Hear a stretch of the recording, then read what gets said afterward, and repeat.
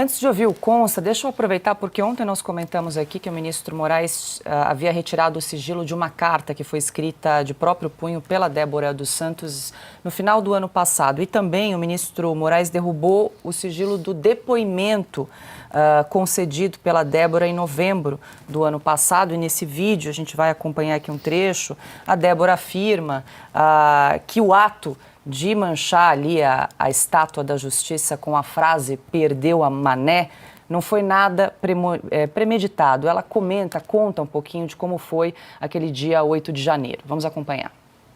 Dizer que não foi nada premeditado. Eu sou uma cidadã do bem, que eu fui aos atos e eu não imaginava que ia ser tão conturbados desse jeito que foi, mas eu fui por conta própria, de ônibus, né? E quando eu me deparei lá em Brasília, lá no movimento, eu não fazia ideia do bem financeiro e do bem simbólico daquela estátua. Quando eu estava lá, já tinha uma pessoa fazendo a pichação, e ele faltou talvez um pouco de malícia da minha parte, porque ele começou a escrita e ele falou assim: eu tenho a letra muito feia, moça, você pode me ajudar a escrever?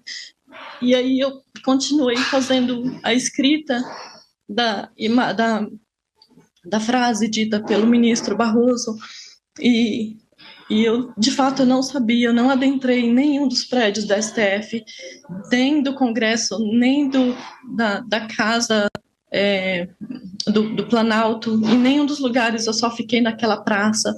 Eu estava tirando fotos, porque eu nunca tinha ido a Brasília, e eu achei os prédios, de fato, muito bonitos, e foi por isso que eu estava lá tirando fotos, e apareceu esse indivíduo que eu nunca vi na vida, e falando isso para mim, e eu caí nessas falas dele, mas eu nunca fiz nada de ilícito na minha vida.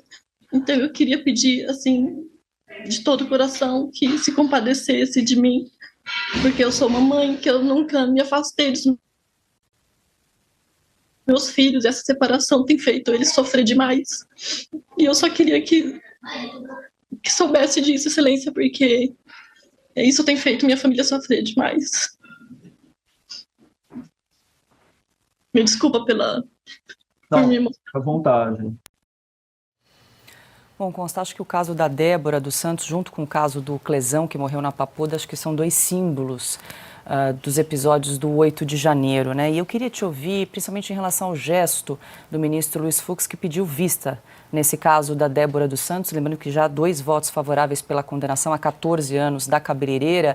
Será que pode haver uma reviravolta nesse caso, Consta? Tomara que sim. Ele deu a entender, né, ao aceitar a denúncia contra o Bolsonaro e os outros réus, que esse pedido de vista foi para analisar com mais detalhe a situação da Débora e, pelo menos, recalibrar a dosimetria. Esse vídeo é de partir o coração de qualquer pessoa que tem um coração. Se foi o próprio Alexandre de Moraes quem liberou o vídeo, eu não sei, mas apenas corrobora, né, a tese de que estamos lidando com um psicopata. Né? Ele deu, depois de ver tudo isso, 14 anos de prisão. É o que ele acha que essa moça merece pelo crime terrível de pichar uma estátua sem antecedente criminal, mãe de 2 filhos, que até traficante tem regalia de prisão domiciliar por conta de filho pequeno. Mas a Débora não. A gente olha essa moça armada de um batom, a gente acha que a democracia não vai aguentar, que a qualquer momento pode vir tudo abaixo. É isso que o Alexandre de Moraes quer que acreditemos. Hoje, mais cedo, eu participei do programa do Steve Bannon aqui nos Estados Unidos, o War Room, e eu tive que falar um pouco desse caso, né? E eu tenho certeza que você precisa preparar o terreno antes, porque quando eu falei, e foi a chamada que eles deram na minha participação no programa, né?